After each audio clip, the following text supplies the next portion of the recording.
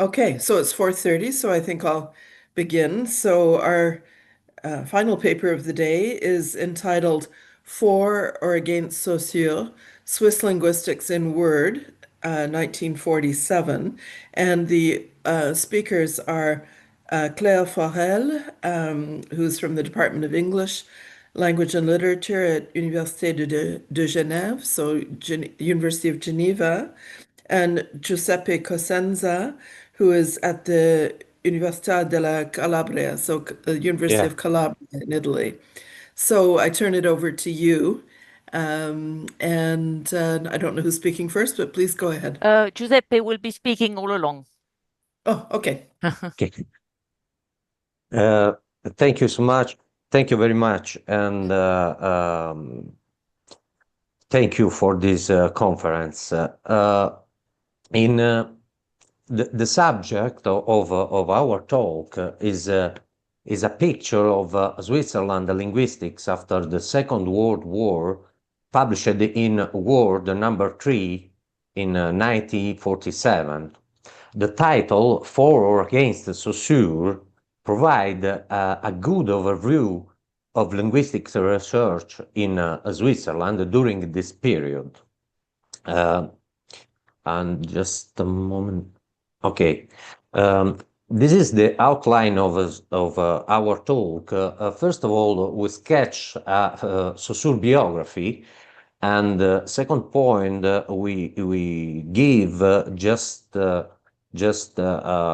word on the Cours de linguistique générale, posthumous publication of Saussure's. And the third point, we sketch a publication of linguistic studies in Europe, especially Swiss linguistic in Word number 3. Last point is Wells' article published in Word, The Saussure Systems of Linguistics. So, who was Ferdinand de Saussure? Why is he important in the history of linguistics? Ferdinand de Saussure was a Swiss linguist and born in 1857 into a family of renowned scientists. At the age of 19, having just begun his studies in Leipzig, Germany, he published his first book, Mémoire sur le système primitif des voyelles dans les langues indo-européennes. Saussure used in this book an algebraic method to postulate the existence of a vowel in Indo-European, even though it was not attested in the languages used for the reconstruction. What is remarkable in this book is that the phonology of a language, in this case Indo-European, is approached as a system. 3 years later, in the 1881, he published his PhD thesis. This true book is the only publication of Saussure in his life. He published different papers and always in comparative grammars. This publication is still considered perfectly valid today, and it is used as a reference nowadays. At the age of 23, he left to study in Paris, but 6 months later, he was appointed to teach Germanic language at the École Pratique des Hautes Études, and he quickly became the secretary of the Paris Linguistics Society. 10 years later, he returned to Geneva to take up the chair of history and comparison of Indo-European languages. The demands of his teaching led him to recognize the need to clarify the concept with which he worked or would be called upon to work. However, this proved to be more challenging than he had anticipated in a letter to his former students and friends, Antoine Meillet. I'll let you read the quote in this slide. Just a moment. And the,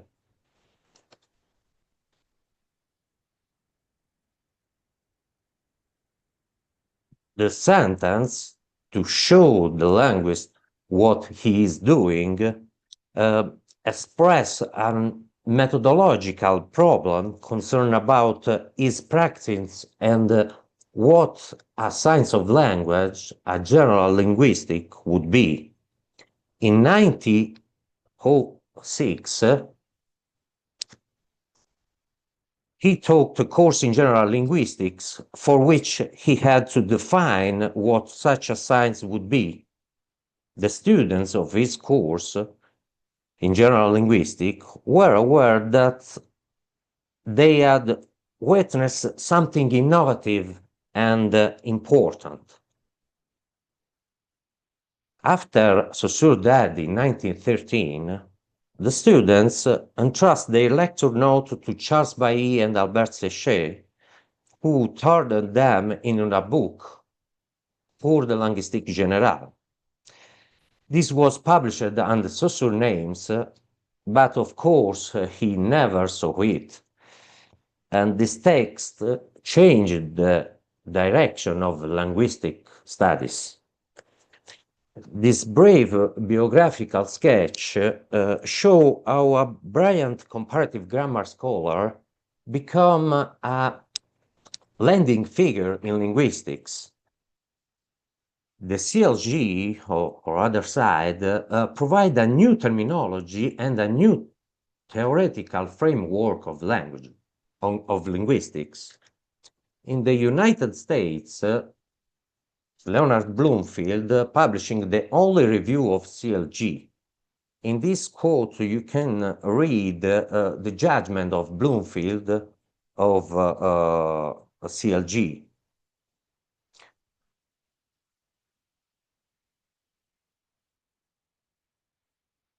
Bloomfield says he has given us the basis for a science of human speech.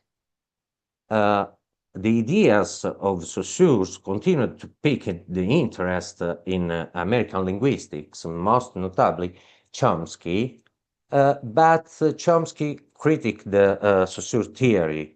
In the second quote, is a rejection of Saussure theory, in particular the notion of lang.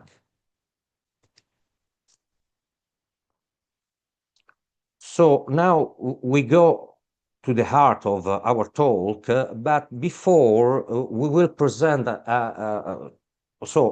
sorry, but I can show some publication in English about Saussure, in particular two different translations of Cours de Linguistique Générale.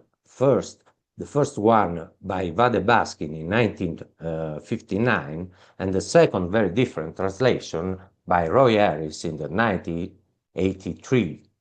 We have also the translation of Écrit de linguistique générale, writing in general linguistics.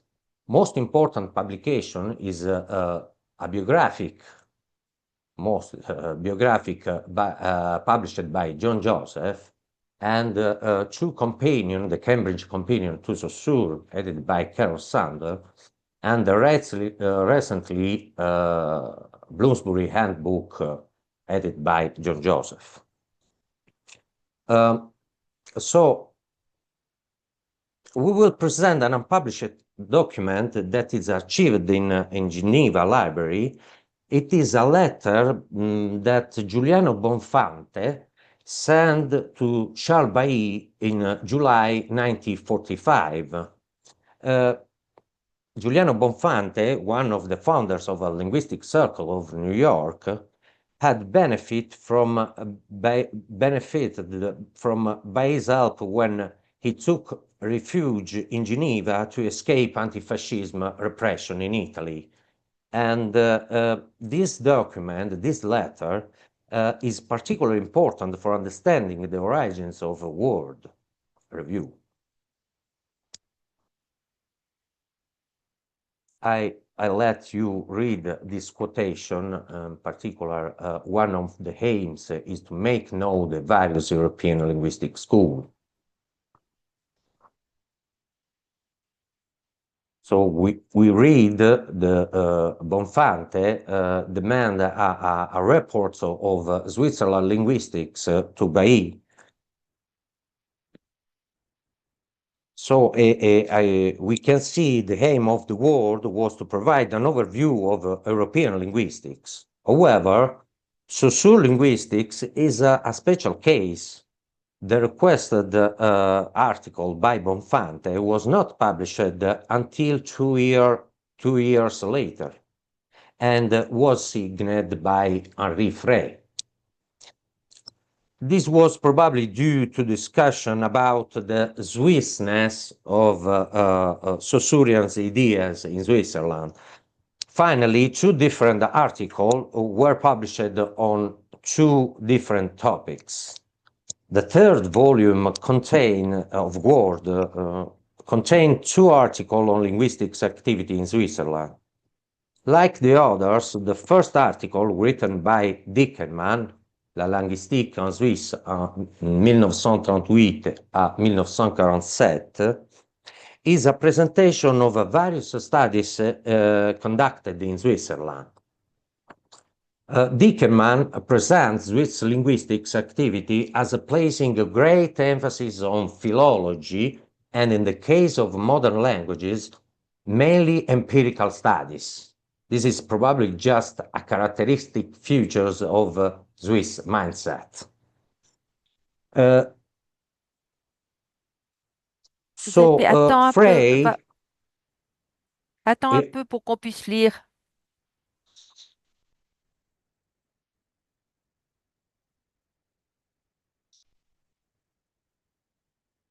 Frei, for his part, explained in his article the linguists in Geneva were compelled to work in an involuntary ivory tower.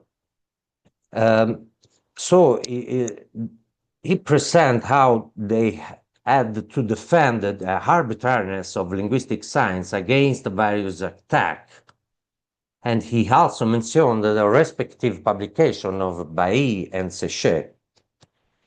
The difference between these 2 approaches to linguistics in a country as small as Switzerland is so obvious that it took 2 separate articles to present them. World, as a new and geographical distant journal, acted in this situation as a catalyst in highlighting this divide.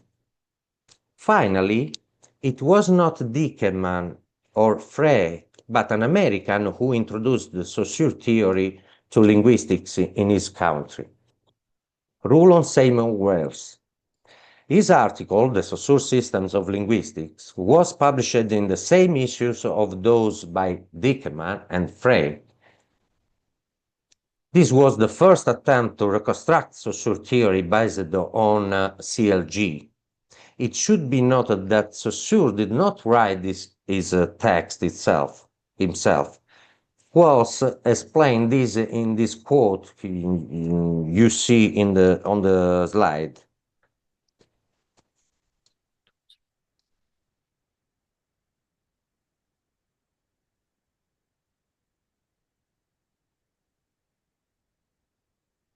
So this problem, the difference between the text and the theory, for Wells means that Saussure theory deserves exegesis. And in this article, he gave more example of the difference between theory and the text. We will give just an example here when Wells corrects a logical error in the text.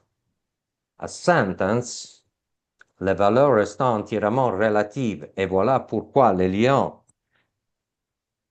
de l'idée et du son est radicalement arbitraire. Wells says, make it sound as if arbitrariness result from the nature of value, but this contravenes the Saussure whole teaching and is merely call wording. In fact, in CLG, the primary principle is the arbitrariness of the signs, so it is impossible for value to be the cause of this principle. In fact, the value of a scene is a consequence of this principle. It is ironic that one of the tasks of the Geneva School, as described by Frei, was to defend the notion of arbitrariness, and yet the course itself distorts this notion. So finally, we have shown how the exchange between the founders of Word and the Swiss linguistic led to two very different visions of linguistics in Switzerland, one more empirical and other purely theoretical. We also mentioned that at the time, the best reconstruction of Saussure's theory was the work of Wells, an American. Fortunately, Wells' article appeared in the same issues of Frei. Furthermore, Bonfante, Mohrmann, and Jakobson, three members of Linguistic Circle of New York, were members of Linguistic Society of Geneva and read its journal Cahiers Ferdinand de Saussure. In the same letter, Bonfante writes to Bally, Mr. Jakobson reads your Cahiers with an unparalleled enthusiasm. And on the other side, Wells' article benefit from feedback from two individuals associated with the Saussure, an American, Leonard Bloomfield, and an European, Roman Jakobson, that we thank two eminent admirers of the Saussure, Professor Leonard Bloomfield and Roman Jakobson, for reading and commenting upon early version of this article. Wells fulfilled the world task of explaining the most significant piece of work in European linguistic perfectly. Thank you very much for your attention.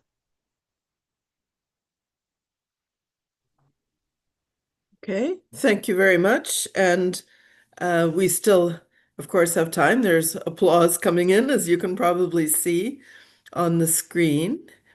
And I like your graphics there with New York and Geneva, which have gone now. Okay, so we have time for comments and questions. So anybody have a comment or question?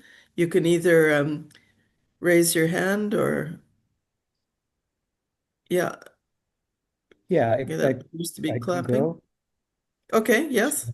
Raise my hand. I raise my physical Yeah, hand. okay, sure. Okay, yeah, Raul, go ahead, Raul. Yeah, thank you, Giuseppe and Claire, for this interesting presentation.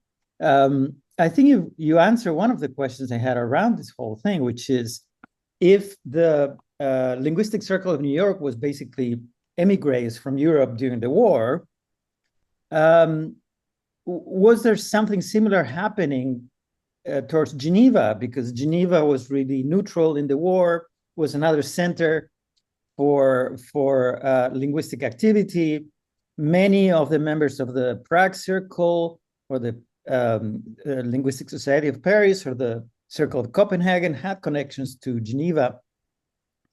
And it seems that Bonfante, it becomes an interesting figure in this dynamic because he went through Geneva and then to New York to be a founder of the circle. So in a way, my question is, why didn't Geneva play a bigger role in welcoming the European linguists as refugees in the way that New York did? Any idea about that? Well, I might answer that. Well, people couldn't get into Switzerland during the war. It's as simple as that. It was very difficult. But I know that Benveniste was protected by, it's Benveniste, wasn't it? By Bally, probably, was it?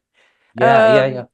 During the war, he was a prisoner. Well, not a prisoner, but he was detained in Switzerland, and Bally tried to sort of make his life as easy as possible.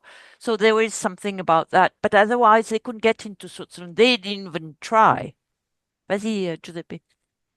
No, Carry on. it's correct. Benveniste come here in Geneva when during the Second World War, and protected by Bally and another scientist in Friburgo. I don't remember the name in this moment. Okay. So this whole like Sound of Music thing with the, the von Trapp family coming into Switzerland, that was not that easy. No, not at all. No. Okay. Thank you. Thank you. Richard?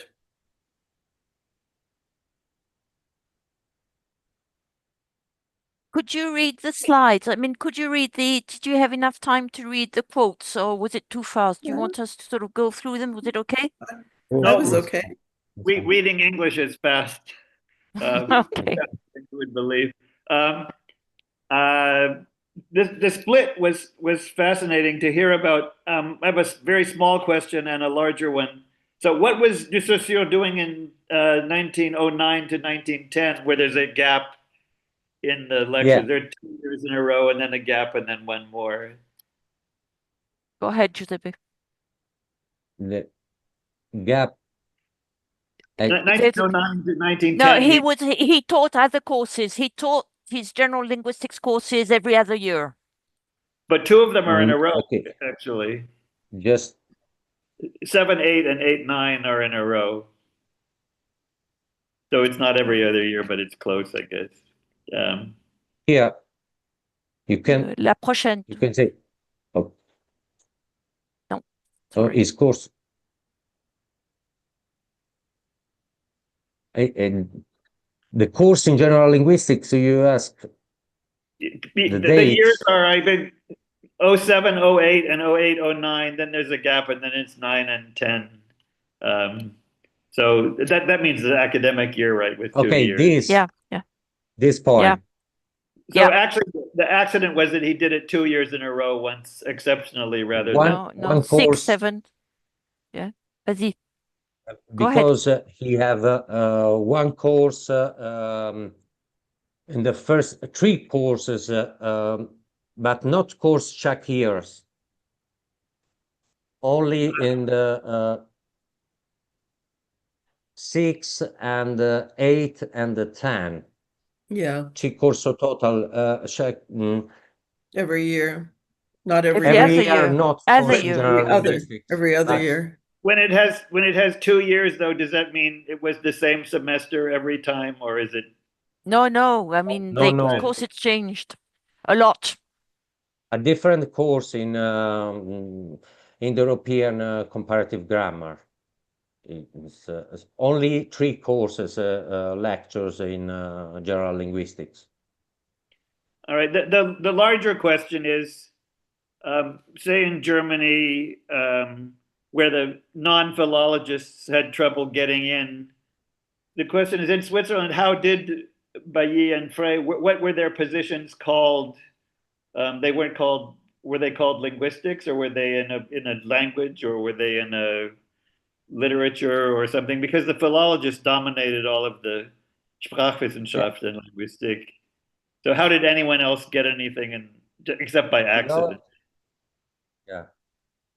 Philologists dominate. In fact, Saussure in this, so just this letter is an important moment in his life, because he changed, he pointed what is the language, what is a languages. This is the question the philologist did not ask it work at the document. Saussure questioned what is the languages. Yeah, I mean, the German's the same way. It's textbezogen. So it starts from classical philology, and then you get Grimm, and you get Well, the for example, Bally started in classical philology. For example, he In did Germany. his PhD dissertation in classical philology. So they were not away from that, but I mean, they tried to develop their own linguistics on the basis of their own thoughts about language, but taking Saussure into account. That's what they tried to do. But they knew about philology, and it was not an unknown field to them, if that's what your question is. My question is, what were their job titles such that they were able to get away from writing about philology as the main thing that they did? Well, were they still because they worked in a chair of philology? Like by where they taught comparisons. I mean, and they gave courses on all Gothic and God knows what. I mean, all these things that were done in those days. So their teaching was the same as the philologist. It was just their research where they branched out into new areas, basically. There was a German comparison there. So one account of Hermann Powell and why he doesn't talk about grammar that much is they were quite happy with traditional grammar. They didn't think they needed to talk about it that much. They inherited traditional approaches, and so they would talk about the changes and maybe like historical syntax, but they weren't that upset by a Latin model, so why not just let that go and use it and go on to other things? Yeah, Herman Powell, but Herman Powell just not foundation a new framework in linguistics. It's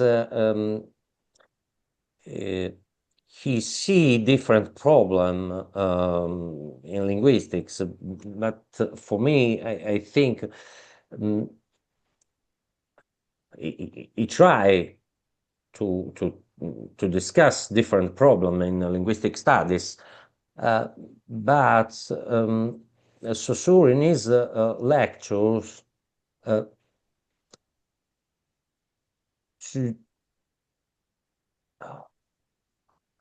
say it in French and then we'll translate. Construire une théorie, en fait. Il essaie de construire une théorie par rapport à Herman Powell. Yeah, and that's what I'm saying, that Powell is just kind of presupposing traditional grammar as a framework and why he didn't go beyond. He talked about child language, and that was good. But Gillian Sankoff in her abstract mentioned what Kiparsky called the Saussurean firewall, that there would be a separation between synchrony and diachrony. And it seems to me that Saussure just realized there is no place called diachrony. Diachrony is a comparison of different synchronic states. And he just saw that. And other people, it seems to me, were kind of blind to the fact that diachrony is not a place, is not a place. Nothing happens in the past, right? Things only happen in the present with a system. So to have maybe a quick response to that, then we need to move to Catherine because we're starting to run out of time. So any response before we go to Catherine? No. Okay, Catherine? You mentioned the Swissness of Saussure, and on one hand being very pragmatic, and on the other hand being theoretical. And wasn't maybe his genius this idea of separating langue et parole, so that langue could become a purely detached subject that could be dissected, analyzed, and it was therefore a science rather than something practical.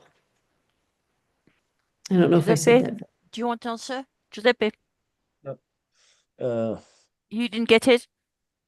No, I don't think that linguistics, langue was completely detached, but he needed to define the object of linguistics, and langue was the only thing that could be defined as such, as a field of study, not sort of cutting it off from the rest, but it had to be defined as a sort of there's a long way, it takes a long time to sort of define why it's so important. And it's the sort of, he gets down to this linguistic sign afterwards, and its arbitrariness and its linearity. But I don't think you should see it as being completely detached. It's simply defining a field with all the problems that went with it, you know, that not taking into account the linguistic variation, as we have heard before, and things like that. I don't know if you want to add anything, Giuseppe. No, it's the lang is semiological code, if you would. It's a different. Lang is a semiological for Saussure. For this reason, it's make a theory of signs. Thank you. Thank you. Okay. Are there any other quick comments or questions? Because we're at time at this point, but we could take one more quick one. Okay, I'm not seeing any. I also don't see the full screen at this point, but normally it produces them to the top. Okay, yeah. Okay, so we're good then, I think. And thank you very much then for your presentation. Thank you. And this is the last presentation of the day. And we begin again at 10 o'clock tomorrow morning, 10 o'clock in the Eastern time zone of North America.